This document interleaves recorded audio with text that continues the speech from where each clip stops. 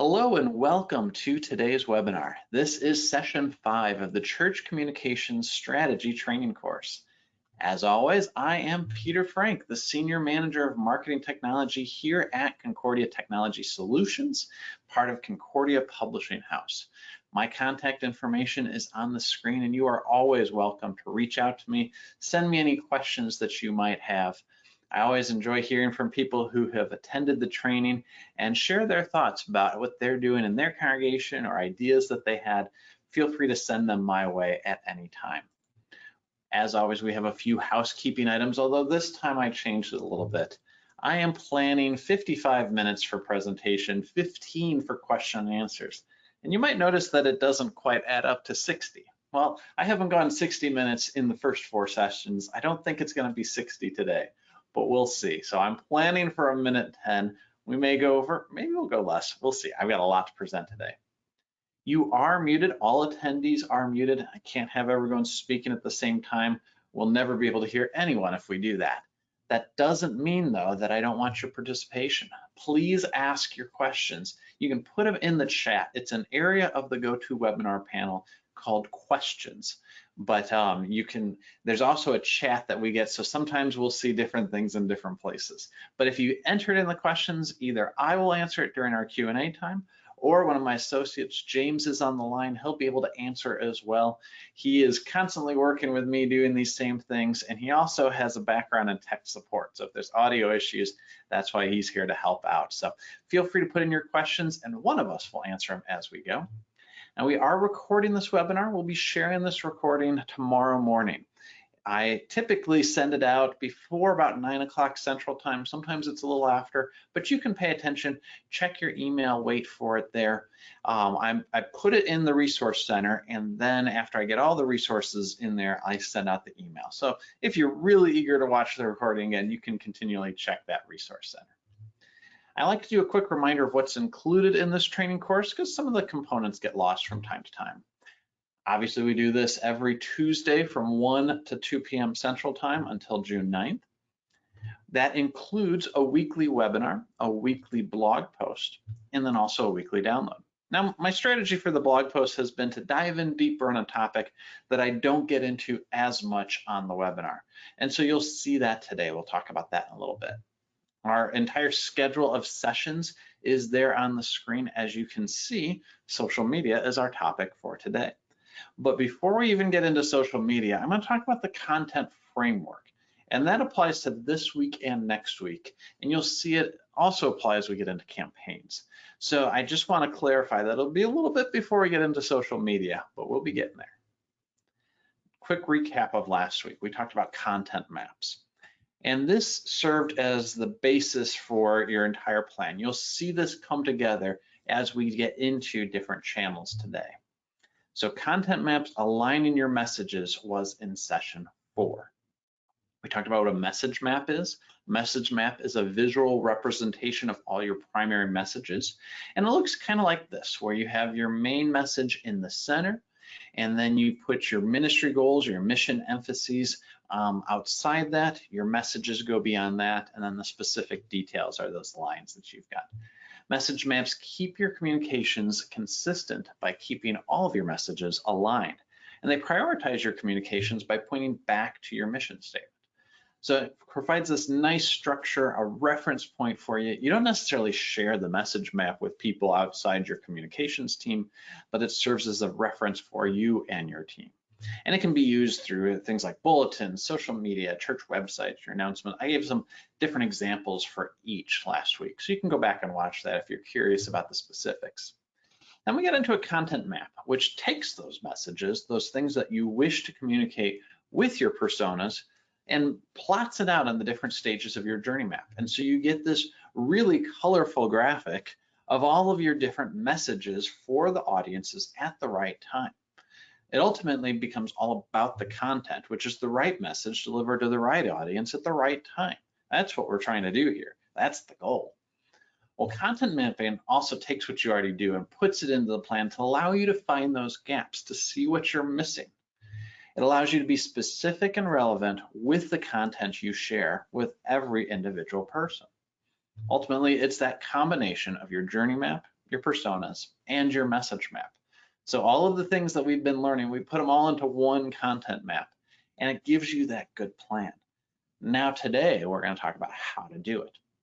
So we went through a number of different content maps specifically around individual personas, and we put some different details there. In fact, each one of these different personas had a different content map that was very similar, but still had things that were specific to the personas at those different stages. Now, this all can be a little bit overwhelming. I know this process takes time. I hope you understand that as well. I want to encourage you to do what you can and improve it over time. Again, we're starting with what we're already doing, and then we're finding those gaps to complete that plan over time. And of course, you'll continue to optimize it. You'll continue to review it and continue to make it better. As you learn more about your audience, you're going to find areas to improve. And as your ministry goals change or your mission emphasis evolves, that might cause your messages to change as well. And that's okay. Once you have something started, making it better is always a lot easier. We talked about how those different vehicles could be used to deliver your content, and I list them there. We're going to get into a lot of those in greater detail today and next week, and really put it together that last week. So today, the topic of the day is social media, establishing your outposts. Before we get into that, I have a few comments. First off, that kind of subtitle, establishing your outposts, is probably a little confusing to you. I'm sure that you saw that as like, well, that's not what I was expecting. It'll make more sense as we get into the content map. But I want to talk a little bit about today's session before I dig into it. I struggled quite a bit with it. I've presented this before, but never before have I had so many different questions come up either during the webinars or emails afterwards about two specific things. Now, the first one I kind of expected. I still got quite a bit. But it was really about how to use specific aspects of social media. Now, this whole course is about strategy, and that's what I'm going to talk about today, the strategy of social media as part of your communications. But I am going to get into some specifics. I know that's what everybody wants. They want really good ideas that they can take and put into action right away. And there's going to be that temptation to just take the ideas apart from the strategy. And you might see some success, but I encourage you to stick with the big picture strategy. Put all of these pieces together and then figure out where you want to use the social media tool as part of your strategy. The other aspect of this that was not necessarily surprising, but certainly never heard of before because we've never experienced it, is how this global pandemic fits into your communication strategy. What does this COVID-19 experience do to church communications? How does it change? How do you address it? Well, like everyone, I can say, I don't know for sure. And if anybody tells you they know for sure, they are lying because we've never been through something like this. Sure, we've had major crises come up, either at an individual congregational level, at a city or statewide level, sometimes even at a country level. But never in the same way of a global pandemic where everybody's lives have been impacted in some way, shape, or form. So I can't claim to know all the answers, but I will add some of my observations as we get into the social media discussion in a little while. Again, I don't claim to have the exact plan for you. There's no one size fits all solution. We talk about that again and again. But I'll share my thoughts, and I hope that you can see by having a strategy, it'll allow you to address things that come up that you would never have expected, like a global pandemic. Well, as we dive into social media, we're going to start at the most boring spot first, which is definitions. I know I share a lot of definitions, and I'm going to continue to share definitions. It helps put us on the same page, speaking the same language. Well, the first thing is content. Now, we've talked about how content is the right message for the right audience at the right time, and that still is true. But in today's context of social media, we're going to make it just a little bit broader. When I refer to content today, I'm talking about the value you are sharing. And for example, whether it's a text piece, copy, or photo or video, that doesn't matter as much. It is just this kind of broad idea of content. Next, channels. Now, channels are the places that you share the content. And this can be in a number of different ways. It could be through social media. It can also be through email or websites, or maybe it's your bulletin. The channels are another way of referring to those delivery vehicles. But I like to kind of separate those two because delivery vehicle, in my mind, is much more personal. It's one-off. It can be things like a text message or a phone call. Today, we're going to talk about channels in a little bit broader sense, like social media, or as we get into next week, email and websites. So that's what I mean when I say channels. Finally, framework. Framework is another fun buzzword kind of thing that you'll hear in business all the time. And I like the concept of a framework. I always have in the back of my mind this visual of a house under construction. And all you have at the beginning is those 2x4s. I've done a number of different mission trips to Mexico.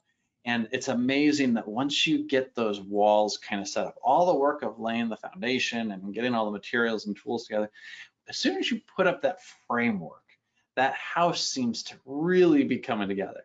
Now you've got a lot more details to go. You've got the electricity and the plumbing and the roof and the drywall and the painting and all of those other things. But the framework is where you really start to see some progress.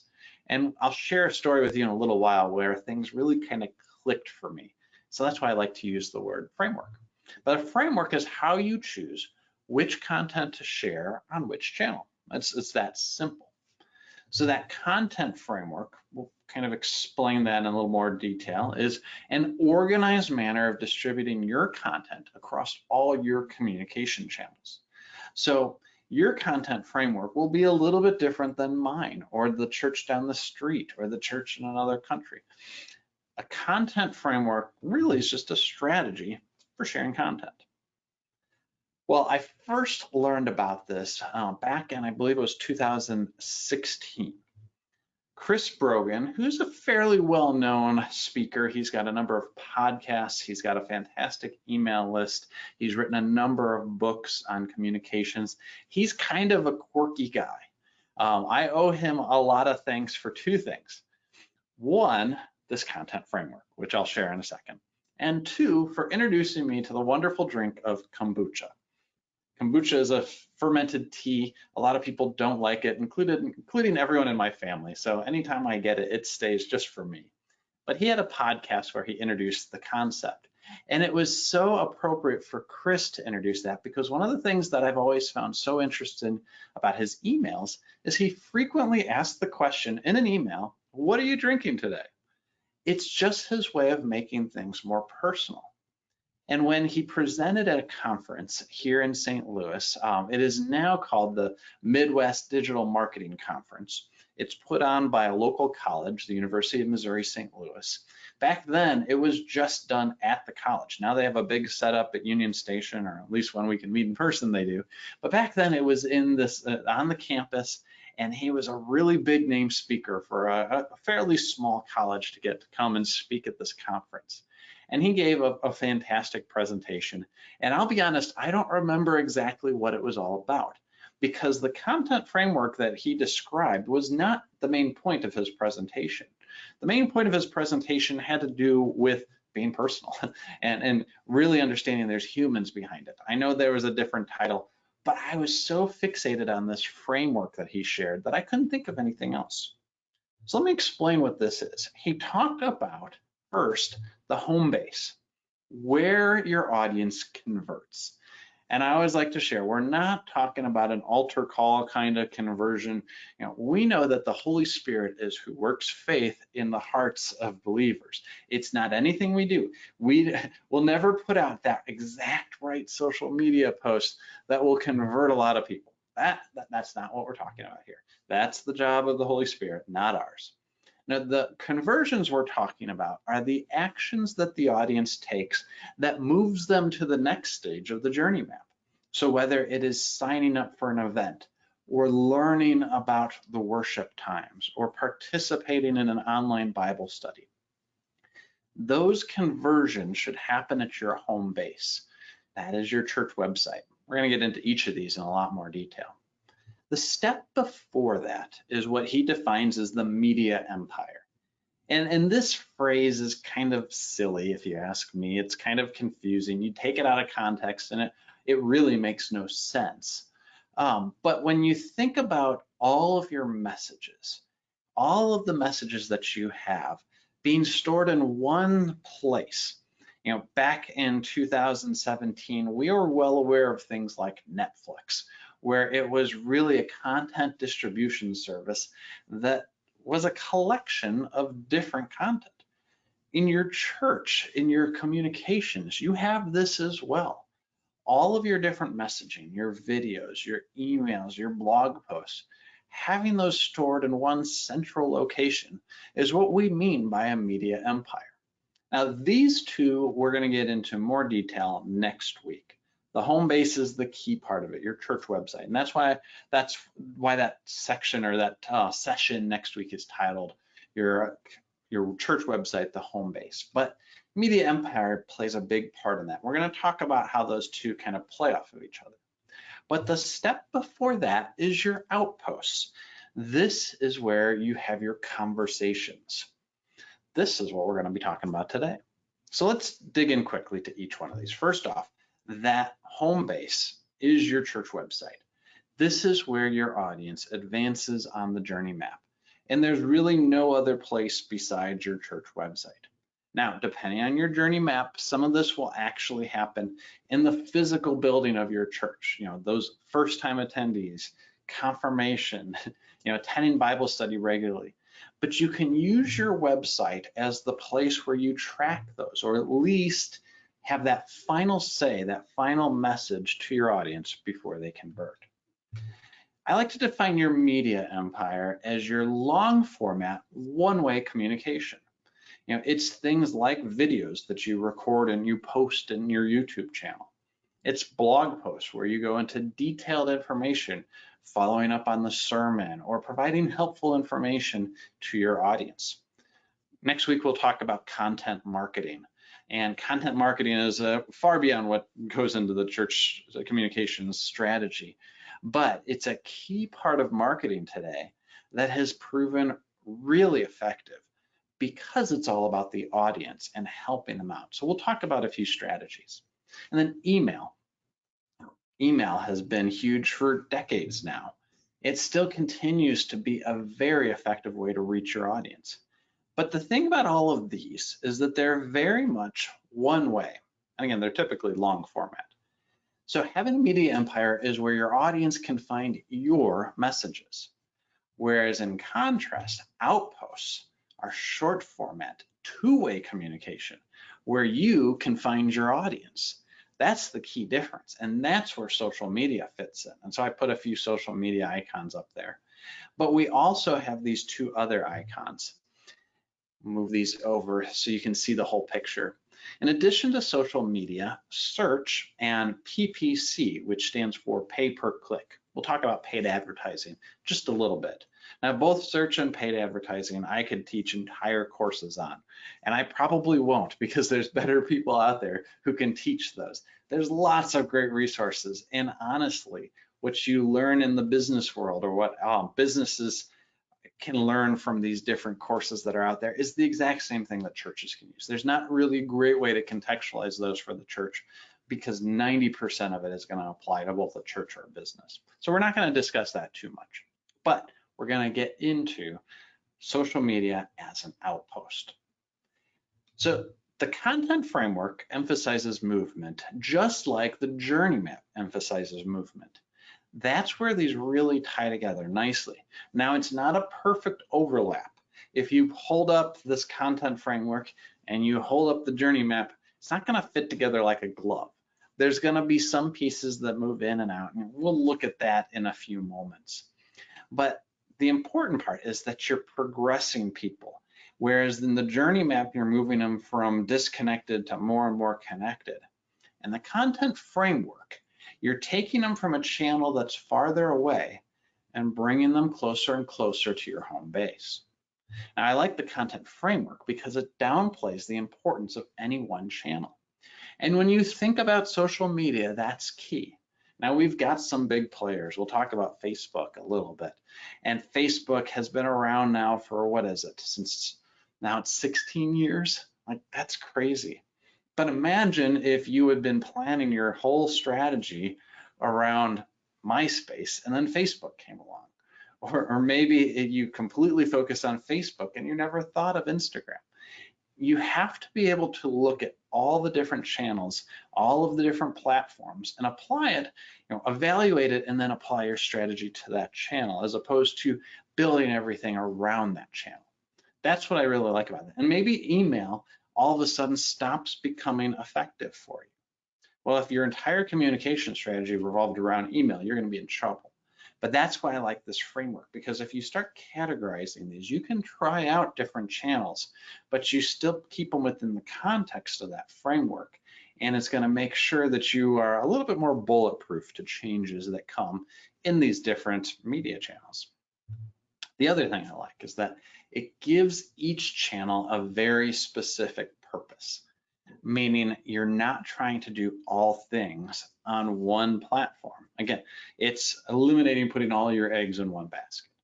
Now, Facebook is kind of an outlier. We'll talk about that because Facebook gets into a number of different areas. It bleeds into your media empire, and unfortunately, it has bled into the home base for many churches. But let's take a step back. Let's look at this in a broad sense and talk about how this affects your communications. We're going to look at a practical example, and I'm putting Parents Book Club here. I pulled together this example several years ago for the training, and I just like the visuals. It's very clean cut, and so this is one example, but I think it works well and should kind of define how you use these different aspects of the framework. So like with journey maps, you define the end goal and you work backwards. So you figure out what that conversion is, and that's what you put on your church website. Then you figure out what your long format is that will drive people into your church website and determine how you distribute that. And then you go and find your audience and you encourage them to come to your media empire to dig into that content that leads to a conversion. So it's very sequential. So on that home-based conversion side, our Parents Book Club is all about registering for that book club. That's that conversion. That's that next step. All they're doing is signing up. And in many cases, your conversions are just about signing up. Well, you have to pique their interest. You have to give them the reasons why they should sign up for a book club. And you can do that through some little copy on the page. But I recommend using more of a content strategy, a content marketing strategy, where you meet the needs of in this case, the parents, where you meet the needs of the audience by providing more information. In this case, it would be a blog post about 5 books every parent should read. Now, there's a lot of different ways you can do this, and we're not talking about clickbait, but we can certainly learn some things from clickbait, where it makes something so enticing because of the message itself. Clickbait is notorious for having letdowns. You in the church are not going to do that. You're not going to sell somebody on an idea and then fail to deliver.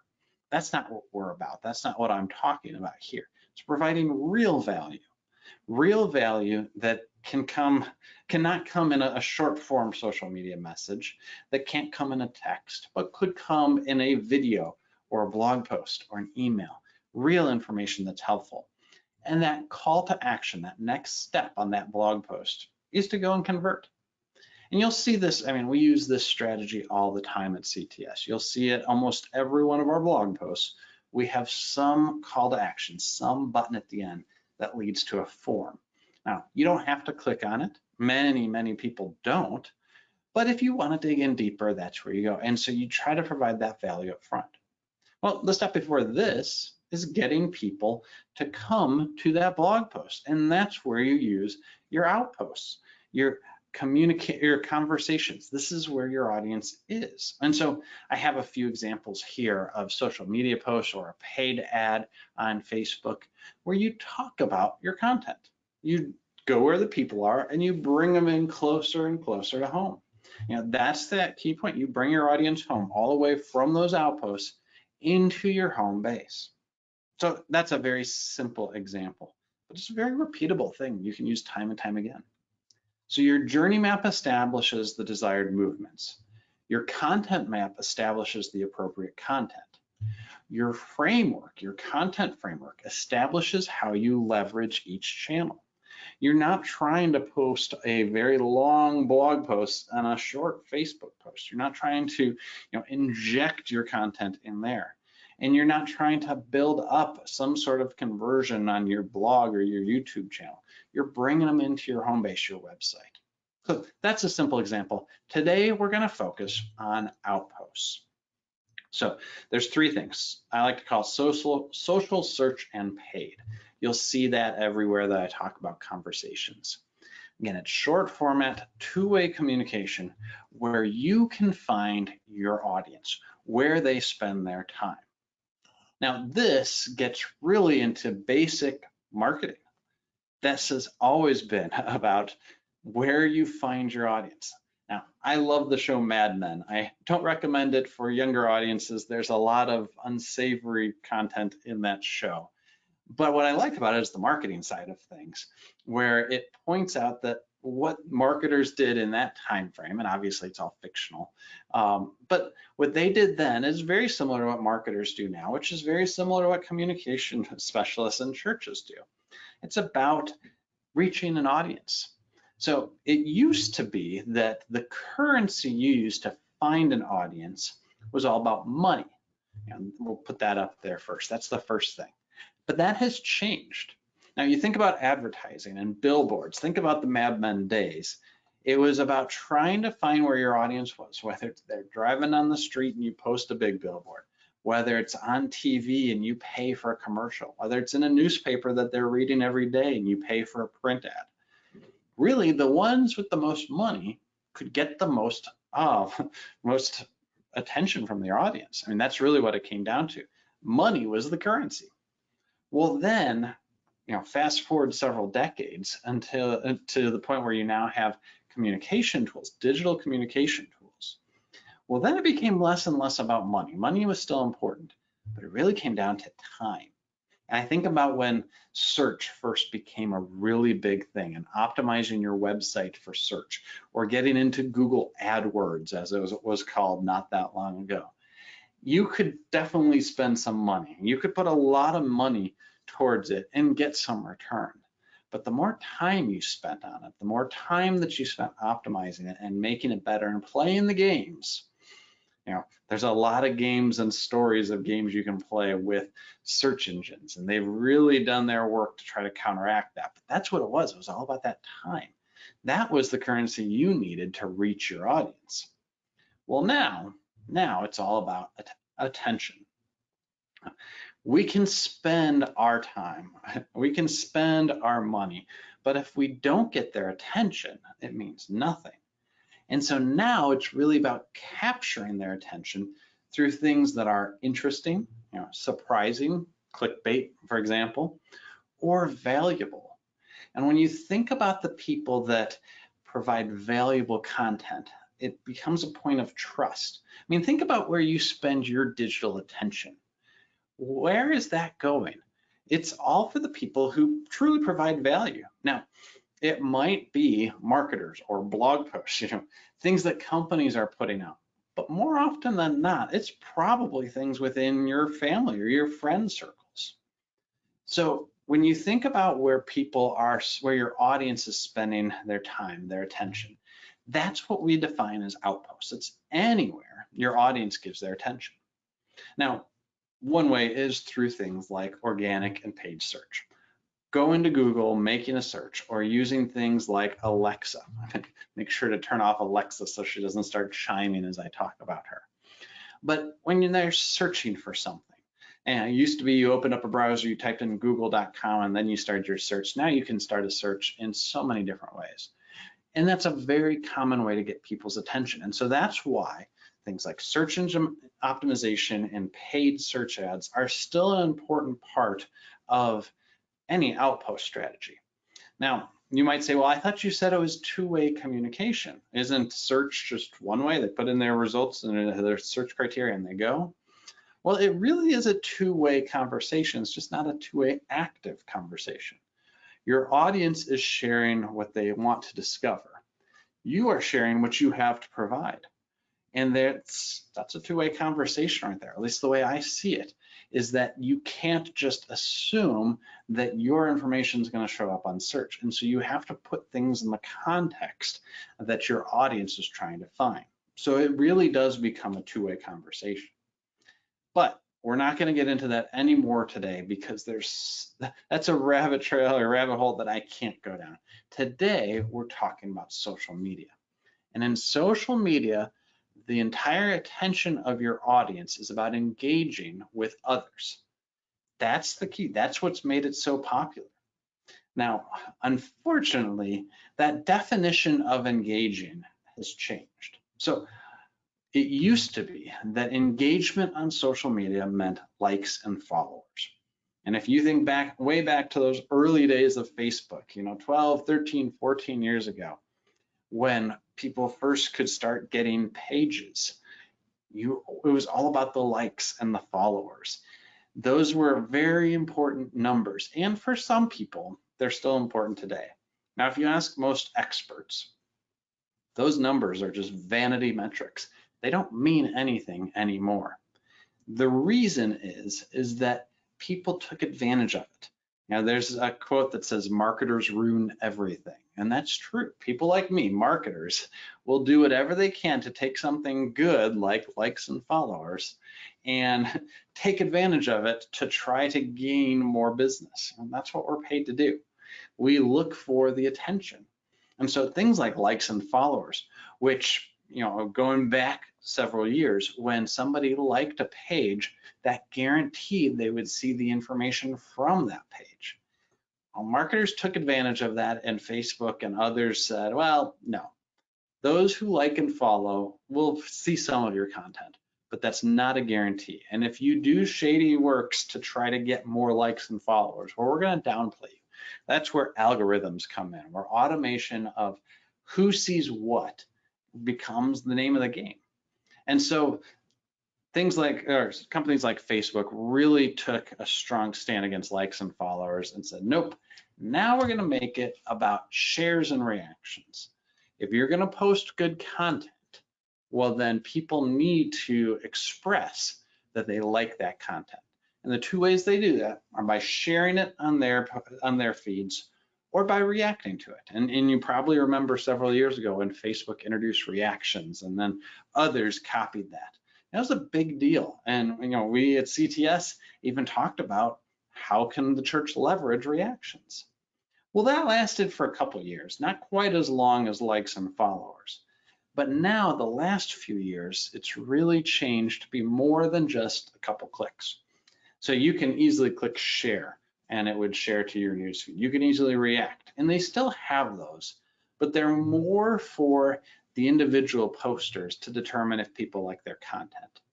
But now true engagement, the type of engagement that determines if more and more people are going to see your posts, that is all around comments and replies. Meaning, does this content spark interest and true engagement? Meaning people want to comment on it, meaning you reply back to those comments. It encourages that two-way discussions, that two-way conversation. That's what true engagement on social media is like. And those who do it really well will see those results. So as we talk about comments and replies, when you think about what the church can do, what a great opportunity, especially now. We'll get into COVID-19, but some of the best engagement you see on social media is where a church posts, people comment, and the church replies, and it sparks a discussion. And presuming you keep it positive, it can be a really great interaction that builds those connections and encourages the audience to take the next step and learn more. So that's what engagement on social media is like. Let's talk about social media in general. What is included in the social media genre? This should seem like a very clear-cut answer. Like, well, yeah, of course. Well, Facebook is social media.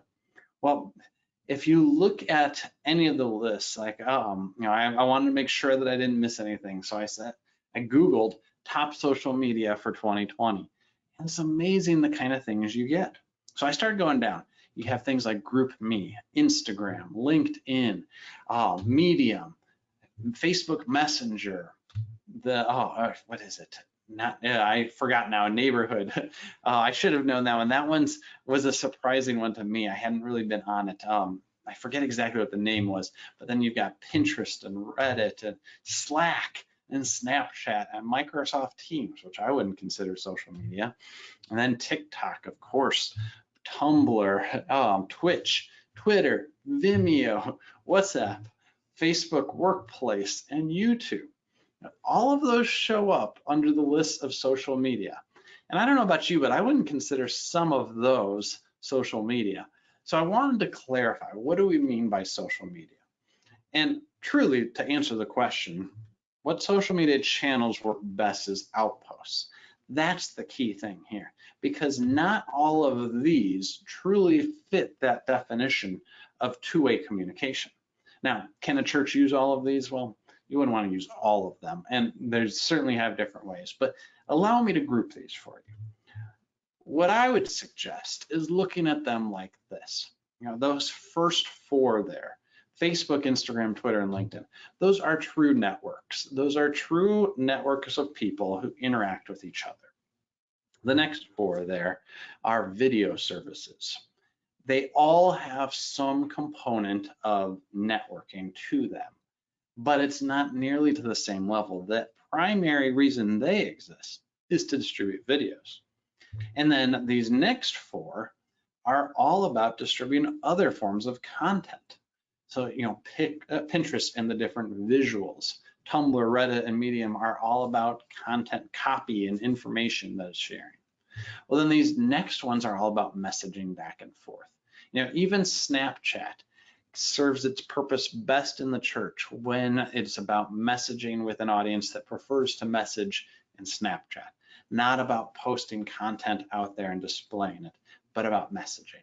And then these last ones are all about internal communities. So whether it's a work community or a church or nonprofit or school, all of those different ones who use those first three, or about your neighborhood, your local community.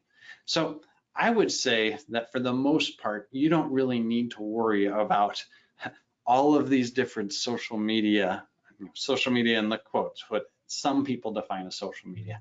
I would focus on those first for your Outposts. Now, your next two could become part of your media empire strategy. Could, not necessarily should, but they could. And then these last ones, they're kind of in your home base realm, but they're really post home base. Once you know your audience, then you can use those to communicate. But they're not good places to go to find a new audience. That's not the purpose of them. Even though you could probably meet some new people on something like Snapchat, that's not the goal of it. I wouldn't spend your time trying to find a new audience there. Even on the neighborhood app, you don't want to necessarily go out there and start posting messages. That's not the purpose of that either. Respect the purposes of the channels, use them as they should be used, and you'll see the most benefit. Additionally, you only have so much time. So I recommend focusing, at least as part of your Outpost strategy, on those few places where you truly can grow your network. All right, I want to comment on a couple things here. First off, there's a lot of different things on here, and so you might think that they're not really connected, but you might also be surprised to know that Facebook actually owns these 5 different apps. And I mentioned, Facebook Messenger and Facebook Workplace. I think pretty much everybody knows that Instagram is owned by Facebook. They wanted to make that abundantly clear by posting that on the home screen now when you first sign into Instagram. And then also WhatsApp. And that's not as common in the US, but is certainly more common in other places, more so than Messenger.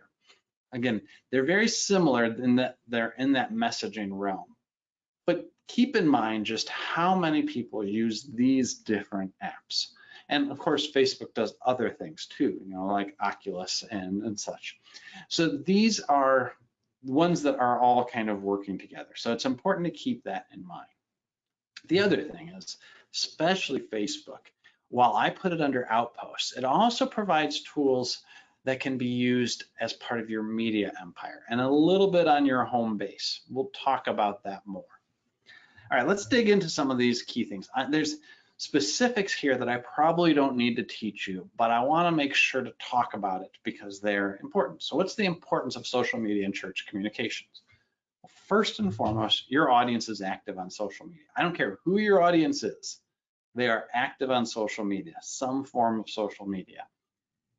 Your potential audience is also there. You know, that's just a given. The majority of people are using social media. They're using one of those networks or they're using one of those other channels, the messaging. But if you look at social media in the broad sense, you'll be able to find just about anybody. That's, I think, the key thing is where. Where are you going to find people? What are the most active ones? You know, how are you going to prioritize your time? Well, I found this site, AppAnnie.com. I had trouble finding out what the top iOS apps were, and AppAnnie.com was very helpful. It showed which ones were most downloaded for iPhones, you know, from the App Store. Well, you can see there, obviously, this is a product of our time. Zoom is right there at the top, as you would expect. Now, Zoom, just like GoToWebinar, is all about sharing video. It's not about finding a network. I would not call that social media. It's a digital tool for sure, but I wouldn't put it in social media. In fact, the only ones that I'd put on social media are these here, which is still quite a few. But as you can expect, well, there's Instagram and Facebook and Messenger and Snapchat and WhatsApp and Pinterest and Twitter down there, slowly working its way lower and lower. Used to be a lot more popular than it is now. We could talk about that, but I'm not going to get into that today. And if you look at the Google Play Store, you're going to see some very similar things. You know, those same apps are listed there. The one that you don't see, surprisingly maybe, is YouTube. Well, that's because YouTube comes installed on almost every Android device. So you're not going to see that being downloaded. But everything else there is the same. Now, TikTok is one that really became popular recently. I talk about that a little bit in the blog post, so I'm not going to get into it today. But this is a perfect example of why you don't want to just jump in on the new social media channel, because most churches really don't have that need to participate in TikTok. It's a very specific audience and doesn't serve the needs of most churches. So that came up really big recently. You know, it's top in the Google Play Store. That leads us nicely into our topic about social media during COVID-19. So there has been a lot of questions around social media, using social media during the pandemic. But my question really as that came up is, well, what has really changed? You know, sure, people have fewer places to give their attention. They have far more time to give it if they are not working, which unfortunately is a large number of people. But has social media really changed? You know, TikTok taking off didn't really happen because it's something new and revolutionary. It's new and interesting, kind of like Facebook emojis. You know, they copied Bitmoji, but nothing has really changed with social media. It's just that people have more time to give their attention. They have fewer places to give that attention and more time to do it. Unfortunately, I think that social media has quickly become a home base for churches more than an outpost, because churches and their members are able to quickly communicate more on social media than anywhere else. And so all of a sudden it's become more of an internal community than an opportunity to go out and reach other people. So that's not entirely a bad thing. You want to use the tools that serve for the best purpose right now. But I think if that continues in the long run, you're going to see some challenges to that. And we'll talk into the importance of a home base on your church website next week. But I personally feel that social media works best in the church when it is used to find attention, not when you direct attention to it. And it really comes down to the fact that, especially during the COVID-19 pandemic, on social media, everything has been magnified. And that includes the good, the bad, and the ugly. I mean, when you think about it, I think about what John Krasinski has done with Some Good News and how popular that became overnight. I mean, he only did a handful of episodes and they were watched by millions of people. Well, that was sharing good news. Well, now all of a sudden he has sold that to CBS. He didn't plan to make a whole business around that. That wasn't his intention.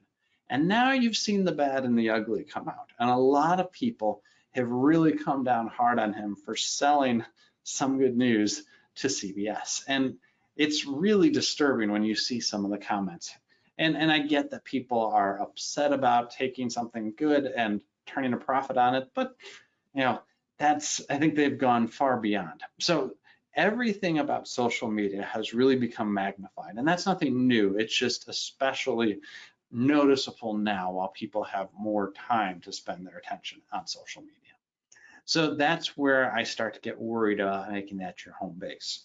So let's talk about some of the challenges of social media for the church. Well, if we look at Outposts, and like any outpost, it doesn't matter whether we're talking digital or physical, you go to the local coffee shop, you go to the grocery store, those are outposts in your community where you find people.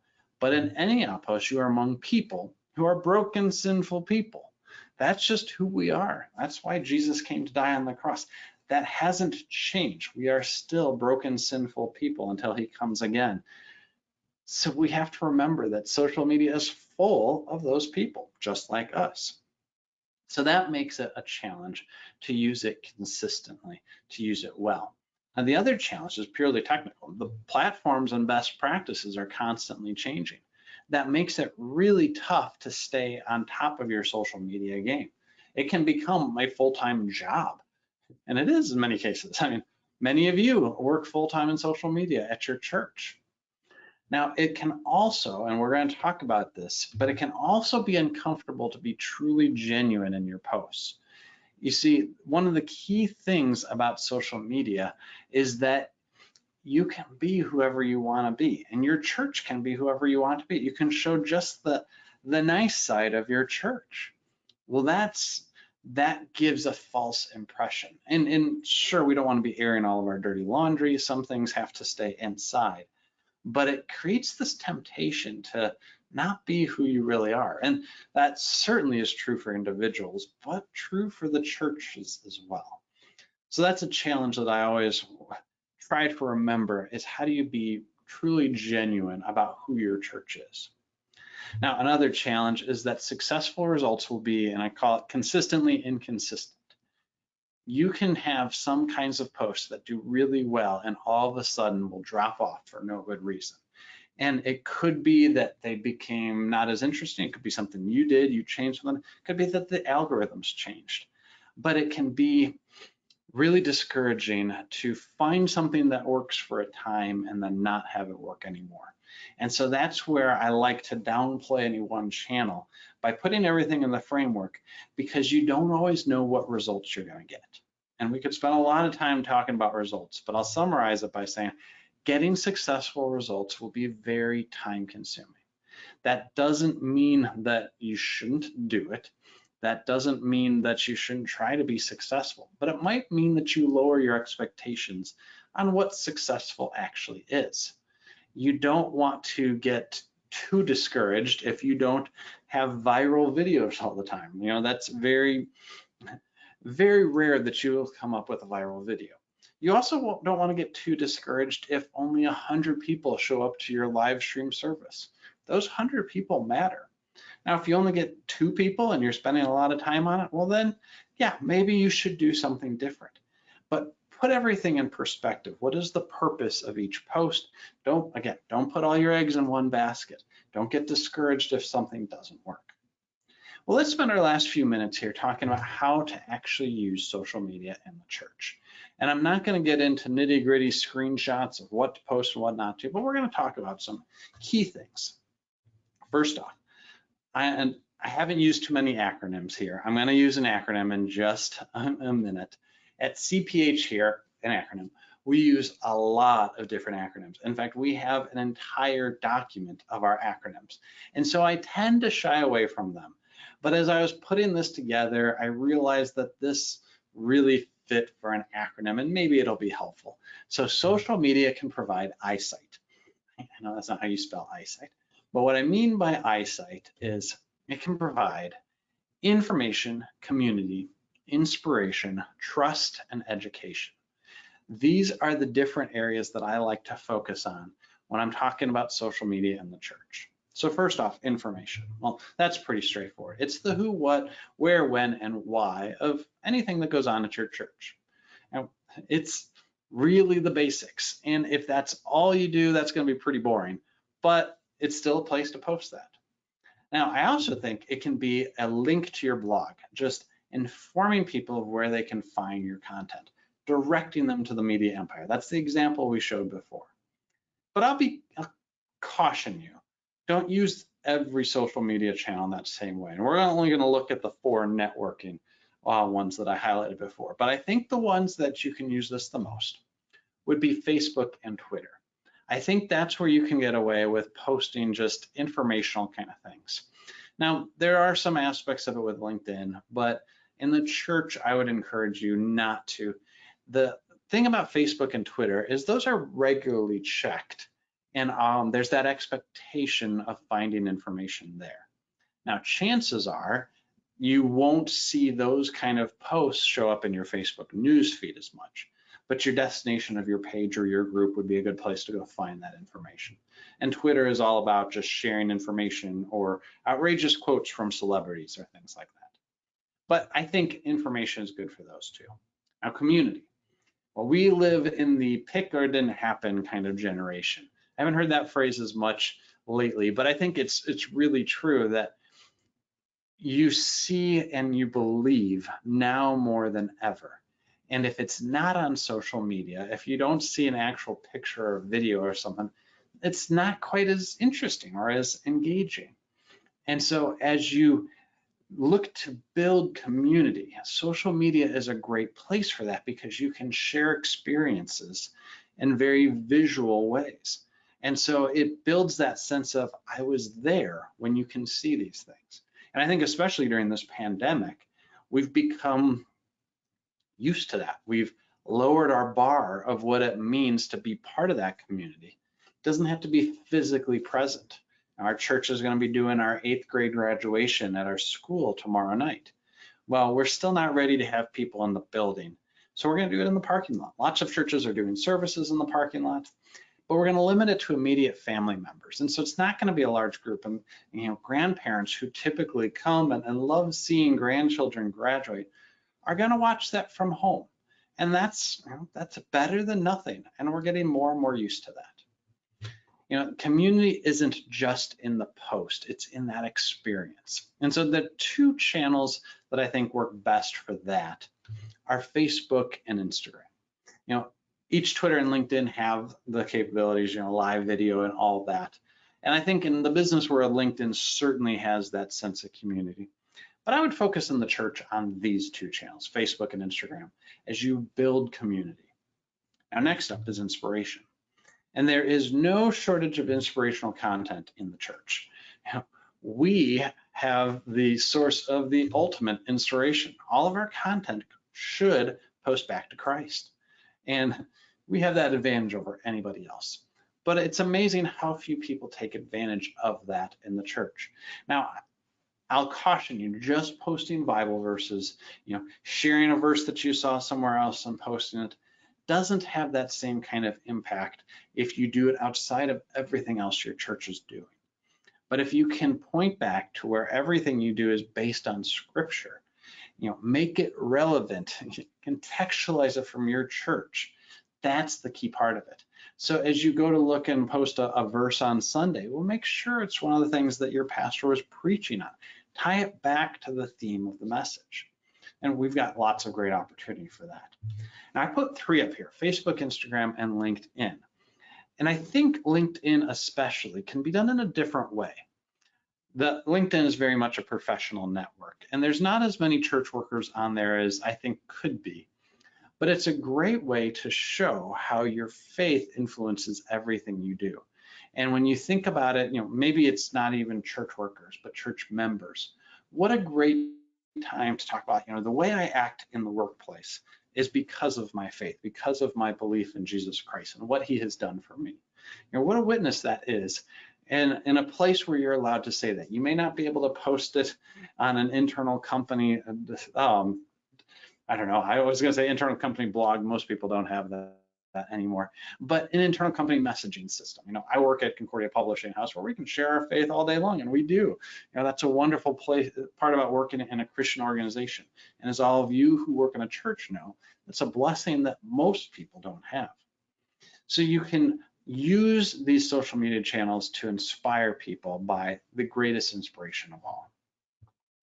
Now, trust. Trust is a key thing, and there's really no substitute for authenticity. This is the thing that you can actually get from all social media channels. And in one way, it's the easiest type of post. So on any of these, you can build trust with your audience by being authentic. This might come through things like live videos, and that's where it starts to get a little bit uncomfortable. You know, many people don't like live videos. Well, I should say many people don't like being on live videos. Lots of people like watching live videos. The reason is that you can't hide. You can't edit while you're live. You can't touch up any of the mistakes. It's truly who you are, and people respond really well to that. So that's one of those things that I love about social media, is that you get to be just yourself. And that's who you should be. It builds up the trust when people see the real you. And you can do that. I mean, there's so many opportunities in the church. The stereotype of, well, we only work on Sundays. You know, church workers roll their eyes at that. Lay people laugh. We all know it's not true. But that's really when we do most of the communicating, is on Sunday mornings. Show what happens during the week. Show the evening meetings where you focus on your priorities in ministry. There's so many opportunities to build the trust of your audience using social media. And the last one on here is education. And if this is anything the church has done, if there's anything the church has done, it's been educate. This is a core part of our history and our present. The thing with social media is that you no longer have to be bound by time and place. You know, gone are the days where Bible studies happened in the fellowship hall on Sunday mornings in between services. You can have Bible studies at any time. It's a fantastic time to educate people. But you can even do that in your posts. And so the ones that I would recommend are Facebook and LinkedIn. You have some opportunities for education, but you can do a little bit more long format in Facebook and LinkedIn. You can add links and other things. I think that's the most appropriate place. All right, finally. Wow, I think how many more do I'm already at my hour mark. Yeah, I've got a few more things. I'm gonna go through these kind of quickly, but I'll be happy to take any questions on these. So these are just some best practices, and I have a different presentation I do that's all about Facebook that I brought these from. They primarily apply to Facebook, but I think you can find that they're applicable to any platform. So focus on these types of posts. You want to focus on photos and videos, events, you know, that activity, the things that are happening, and then also your blog posts, you know, driving people to your long format content. These are the kind of things that people engage with, and depending on the quality, obviously, you can't just post a picture and expect it to do well. It has to catch people's eyes. Same with any of those other ones. But in converse, oh wait, not yet. Also, focus on posts with this kind of content. Broad community events, things that are applicable to everybody. This is all about being inclusive and not saying, well, look at this very specific event that only applied to these 8 people who came. It's focus your time and energy on sharing things that apply to everybody. It's not about inclusive in the sense that we welcome all people, which we certainly do. Theological concerns come into that. No, I'm talking about things that actually apply to a larger audience. Real life stories always do great. You know, personal testimonies about what the Lord is doing in their life will bring out an emotional side of people. And if you can tie that back to things that are going on at your church, all the better. It draws people in. But I'll caution you, always focus on what the Lord is doing, not what you are doing. We'll talk about that in just a moment. So avoid these type of posts that are text only, you know, things that contain multiple links. People don't want to have to sift through multiple links to figure out where you're directing them. I encourage you not to share other pages' posts or other people's posts. Create your own content. That's mainly because shared posts don't get shown in news feeds nearly as much. And so you want to make sure that you're creating your own unique content. One, for the algorithm, but two, it's authentic. And then also avoid requesting likes. Don't tell people like this post because it helps us get up in the algorithm or whatever you call it. It's not necessary. People know that if they like it, they should click like. And saying it is just adding to the noise. And then avoid posts with this kind of content, those narrow audiences. What we are doing, for one, you don't want to put the emphasis on you as people because we know it's the Holy Spirit who's working through us. But also by talking about what we are doing makes it seem like it's an us versus them kind of thing.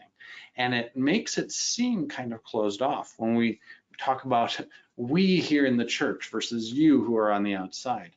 Again, bring it back to what the Lord is doing at this church and invite people to participate in that. That's what we're called to do. It's not about us, it's about Him.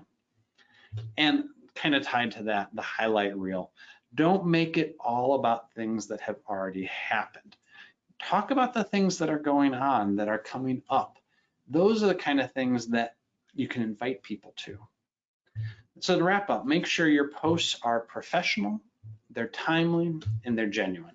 And if you take nothing from the tips, that's really what you're trying to do, is you're trying to create a professional and really relevant, because of its time, piece of content that genuinely speaks to who you are at the church.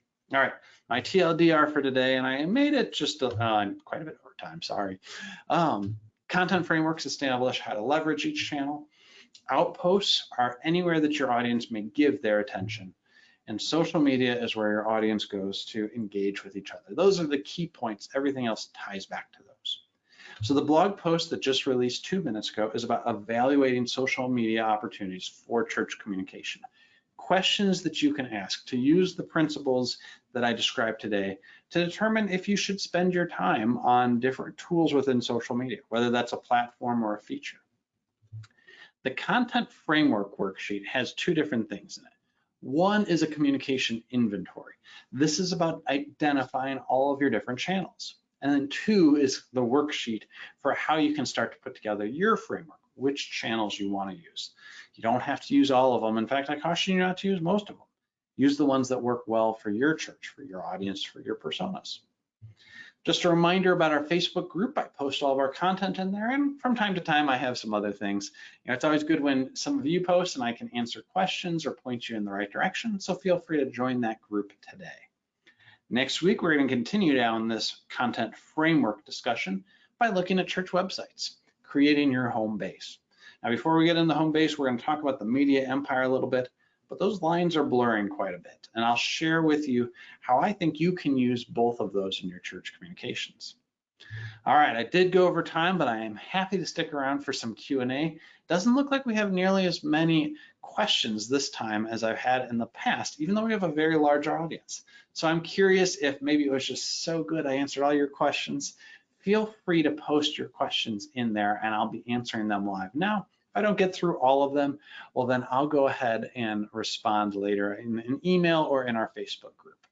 But if you have to leave, I completely understand. Thanks so much for being here today. I'm going to grab a sip of water and start looking at some of these questions.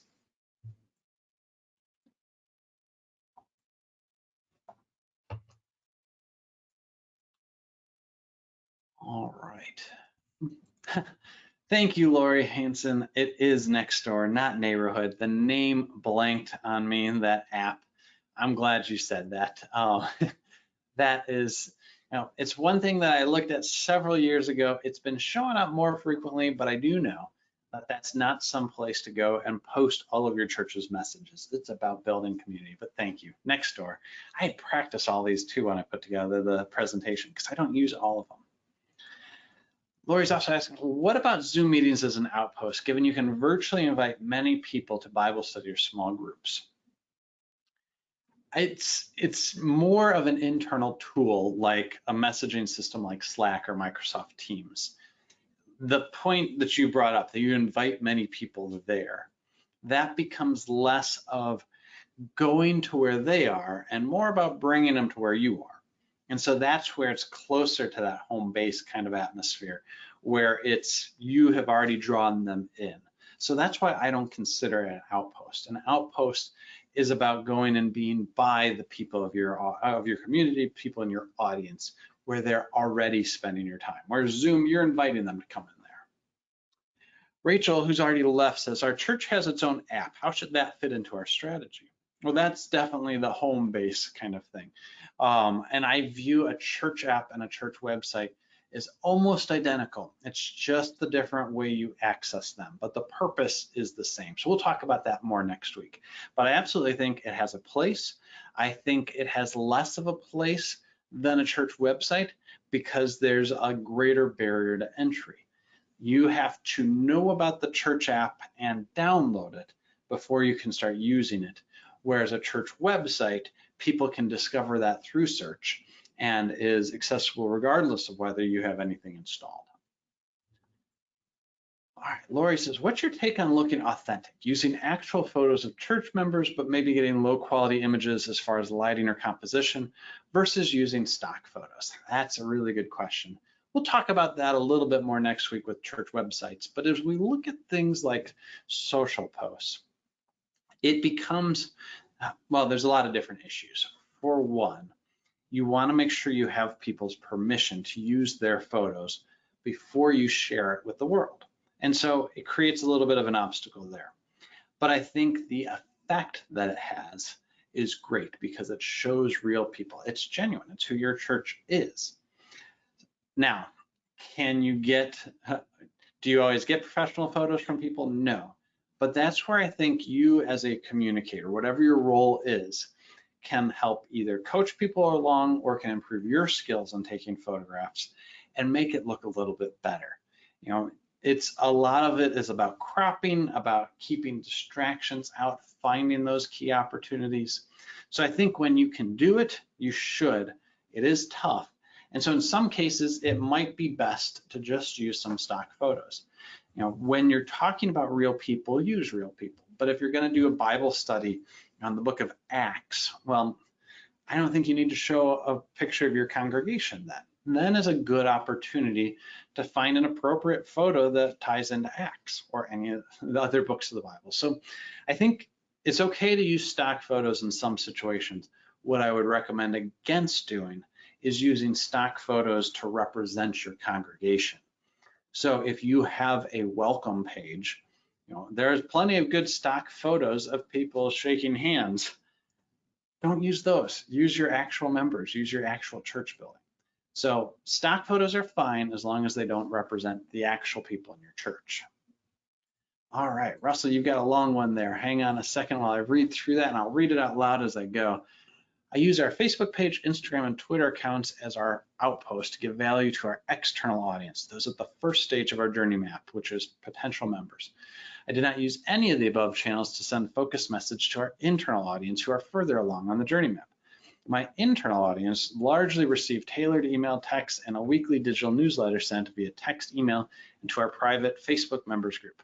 I'm concerned that people within my internal audience who spend their time within Instagram and Twitter are being missed, though I don't want to dilute the message on those channels by trying to address both internal and external audiences. Any suggestions? Well, Russell, I know you've attended our course before, and I think you have done a fantastic job of taking what you've learned and putting it into practice.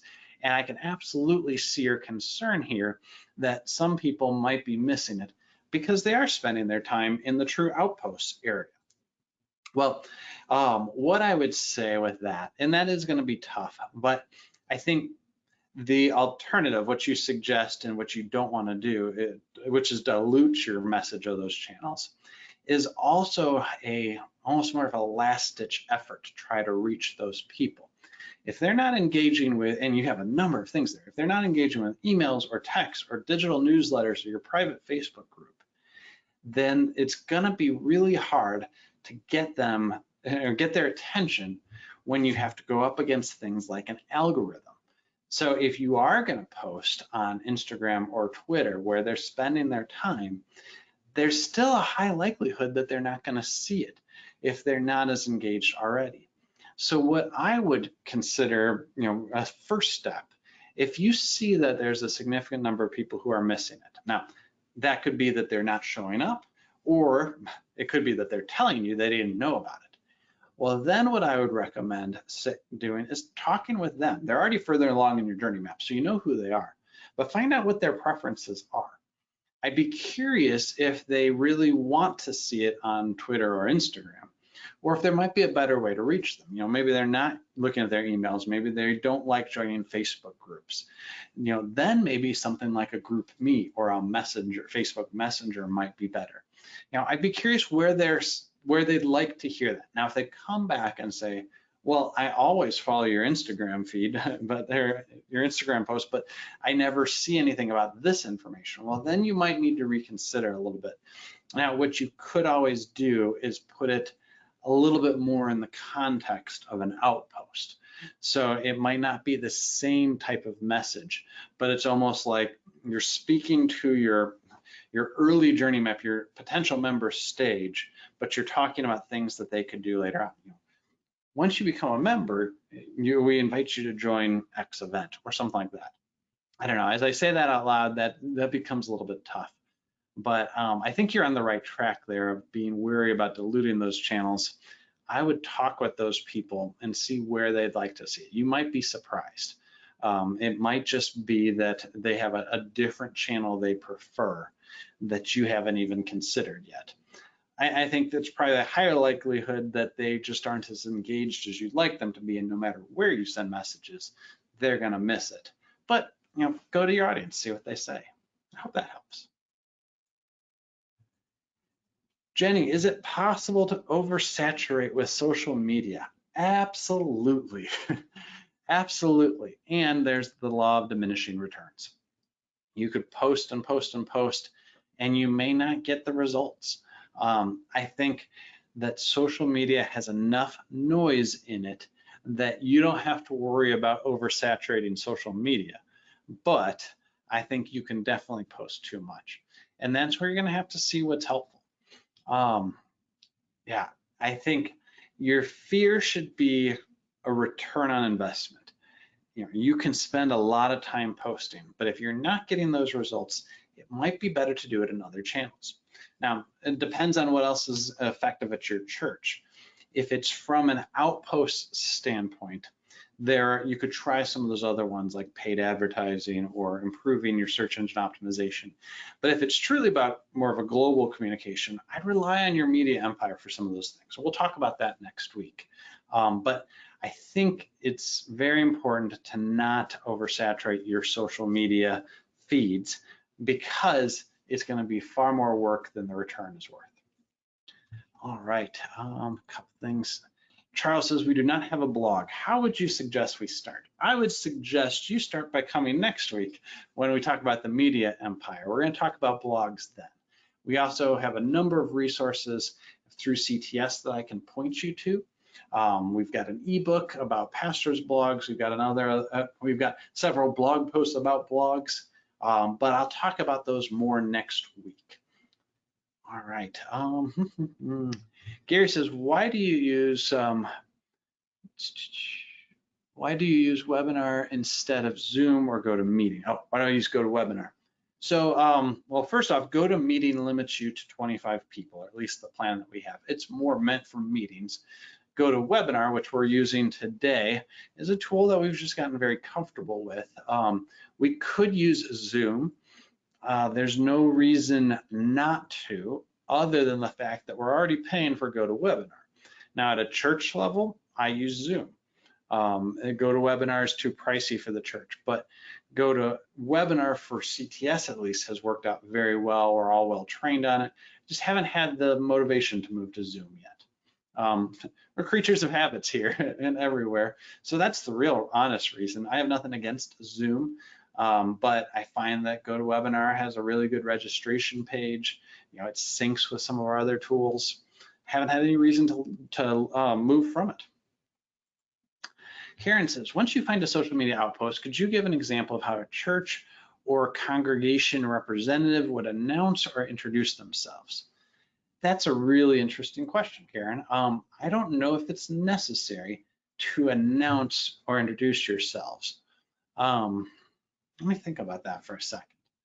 So let's say you are just joining Instagram for the first time. If you're just joining Instagram, you probably don't have too many followers. And you probably aren't going to get followers if you don't have any posts. So what I would say is figure out what it is that you want to have your Instagram post be about, where it fits in your communication strategy, and start posting a few weeks before you announce it to anybody. And then what I would do is I would start following people that would be in your ideal audience. So it may be people that you know, it may be local businesses, it may be community groups, anyone that's within that realm, start following them. Some of them will follow you back, some of them will start liking your posts, and people will see that. As you depending on the channel, there's different best practices. With Instagram, you want to have lots of hashtags that'll help you show up in results. So as you do that, you'll start to grow an audience, but you're not going to grow an audience if you don't have any content. So content always comes first. And because content comes first, your first post doesn't need to be anything spectacular. So again, as Outposts, these are communities that you're entering. I wouldn't, walk into the coffee shop, slam open the door and say, "Hey everybody, I'm here." That's not really necessary. But if you get into the coffee shop and you start smiling and saying hello to people, that's going to spark some conversations. Over time, you're going to build up those connections. Again, you're entering into the territory. You don't need to make a big splash, but you need to follow the rules of that community, whatever that is. So it depends on, the specifics depend on which platform. But what I would recommend is kind of follow those social cues, share content that's appropriate, that fits into your strategy, and be patient. It is going to take some time. You're not, there's no one size fits all solution, I say, but there's also no silver bullet. You're not going to be able to just pick a channel and be excellent at it right away. So that's my recommendation. Gary says, we have a slogan that is growing, "You are welcome here." I believe we should continue using this. Do you see any problems based on our new culture of social distancing? Well, off the bat, no. I would say "you are welcome here" is a bit generic. If the local grocery store could say the same thing, then it doesn't really tie back to why you are here. And so I think, having a slogan is always a good thing. It's not an absolutely necessary thing. It should be genuine. And I think that you're right. People are welcome here. I think that if your specific questions about social distancing. So I think as long as you make it very clear how people are welcome to join you. And I think that's something every church has to address right now. So they have to make it very clear, what are the expectations? I mean, our church is going to expect that you're wearing face masks, that they're going to expect that you register ahead of time. We have some rules that are going to be followed for a period of time, which we don't know how long it's going to be. But we're going to make that very clear so nobody breaks the rules accidentally. I think that's going to be the key thing for you. Where are they welcome? How are they welcome? Make sure you clarify that so that there's no ambiguity there. But I think, I would recommend always talking about why people are welcome. Bring it back to Christ. People are welcome in your church because Christ welcomes them. He invites everybody. And so as you talk about the why, then you can get into the how, but the why is always going to be more important. So, and that why goes well beyond social distancing. All right. Well, I think I got all the, oh, nope, there's, okay, just posted. Have you seen any good messages that encourage people of any preference and comfort zone?